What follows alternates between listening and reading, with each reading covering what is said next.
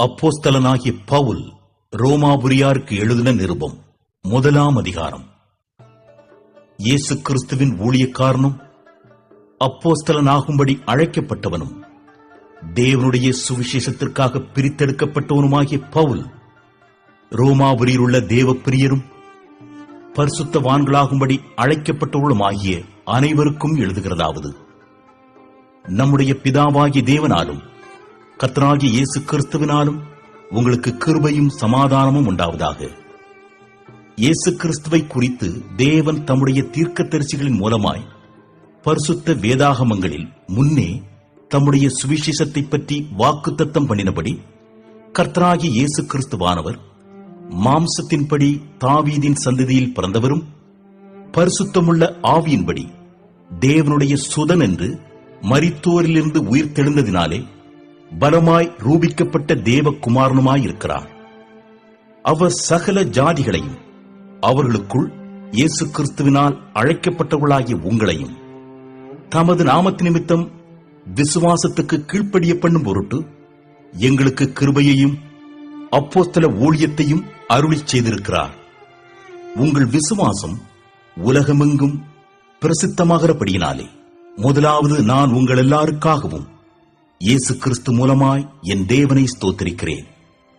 நான் ஜெபம் பண்ணும் போதெல்லாம் இடைவிடாமல் உங்களை நினைத்துக் கொண்டிருக்கிறதை குறித்து தமது குமாரனுடைய சுவிசேஷத்தினாலே என் ஆவியோடு நான் சேவிக்கிற தேவன் எனக்கு சாட்சியாயிருக்கிறார்.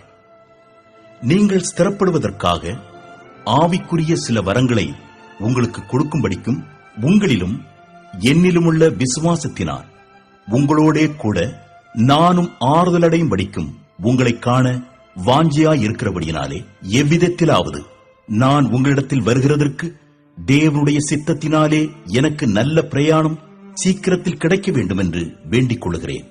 சகோதரரே, புறஜாதிகளான மற்றவர்களுக்குள்ளே நான் பலனை அடைந்தது போல உங்களுக்குள்ளும் சில பலனை அடையும்படிக்கு உங்களிடத்தில் வர பலமுறை யோசனையாயிருந்தேன். ஆயினும் இதுவரைக்கும் எனக்கு தடை உண்டாயிற்று என்று நீங்கள் அறியாதிருக்க எனக்கு மனதில்லை.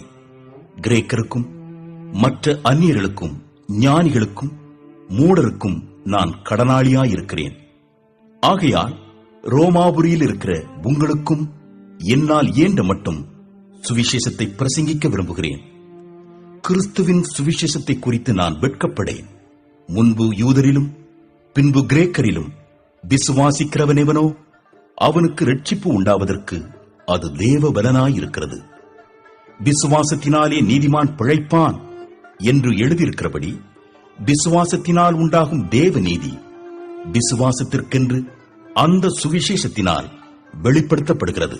சத்தியத்தை அநியாயத்தினாலே அடக்கி வைக்கிற மனுஷருடைய எல்லாவித அவபக்திக்கும் அநியாயத்துக்கும் விரோதமாய் தேவ கோபம் வானத்திலிருந்து வெளிப்படுத்தப்பட்டிருக்கிறது. தேவனை குறித்து அறியப்படுவது அவர்களுக்குள்ளே வெளிப்பட்டிருக்கிறது. தேவனே அதை அவர்களுக்கு வெளிப்படுத்தியிருக்கிறார். எப்படி என்றால், காணப்படாதவைகளாகிய அவருடைய நித்திய வல்லமை, தேவத்துவம் என்பவைகள் உண்டாக்கப்பட்டிருக்கிறவைகளினாலே உலகம் உண்டானது முதற்கொண்டு தெளிவாய் காணப்படும். ஆதலால் அவர்கள் போக்கு சொல்ல இடமில்லை. அவர்கள் தேவனை அறிந்தும் அவரை தேவனென்று மகிமைப்படுத்தாமலும் ஸ்தோத்திரியாமலும் இருந்து தங்கள் சிந்தனைகளினாலே வீணரானார்கள். உணர்வில்லாத அவர்களுடைய இருதயம் இருளடைந்தது. அவர்கள் தங்களை ஞானிகள் என்று சொல்லியும் பைத்தியக்காரராகி அழிவில்லாத தேவனுடைய மகிமையை அழிவுள்ள மனுஷர்கள், பறவைகள், மிருகங்கள், ஊரும் பிராணிகள் ஆகிய இவைகளுடைய ரூபங்களுக்கு ஒப்பாக மாற்றினார்கள். இது நிமித்தம் அவர்கள் தங்கள் இருதயத்திலுள்ள இச்சைகளினாலே ஒருவரோடு ஒருவர் தங்கள் சரீரங்களை அவமானப்படுத்தத்தக்கதாக தேவன் அவர்களை அசுத்தத்திற்கு ஒப்புக் கொடுத்தார். தேவனுடைய சத்தியத்தை அவர்கள் பொய்யாக மாற்றி சிருஷ்டிகரை தொழுது சேவியாமல் சிருஷ்டியை தொழுது சேவித்தார்கள். அவரே என்றென்றைக்கும் ஸ்தோத்திரிக்கப்பட்டவர். ஆமென். இது நிமித்தம் தேவன் அவர்களை இழிவான இச்சை ரோகங்களுக்கு ஒப்புக் கொடுத்தார். அந்தப்படியே அவர்களுடைய பெண்கள் சுபாவ அனுபோகத்தை சுபாவத்துக்கு விரோதமான அனுபோகமாக மாற்றினார்கள். அப்படியே ஆண்களும் பெண்களை சுபாவப்படி அனுபவியாமல் ஒருவர் மேல் ஒருவர் விரகதாபத்தினாலே பொங்கி ஆணோடே ஆண் அவரட்சணமானதை நடப்பித்து தங்கள் தப்பிதத்திற்கு தகுதியான பலனை தங்களுக்குள் அடைந்தார்கள்.